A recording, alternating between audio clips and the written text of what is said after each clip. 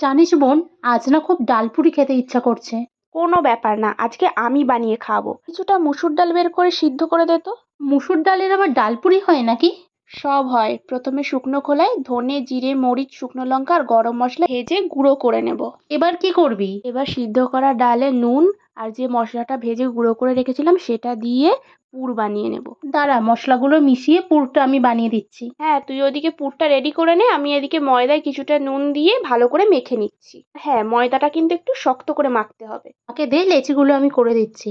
লেচিগুলো কিন্তু খুব বড়ও হবে না, ছোটও হবে না, মাঝারি সাইজের করতে হবে। এবার ময়দার লেচির মধ্যে ডালের পুরটা ভরে নিয়ে মুখটা শক্ত করে বন্ধ করতে হবে। শক্ত করে মুখটা বন্ধ না করলে বেলার সময় ডালের পুর বেরিয়ে পড়বে কিন্তু। হ্যাঁ হ্যাঁ, জানি জানি। এবার লেচিগুলো আলতো হাতে বেলে নিতে হবে। বেশি চেপে বেললে কিন্তু পুর বেরিয়ে যাবে।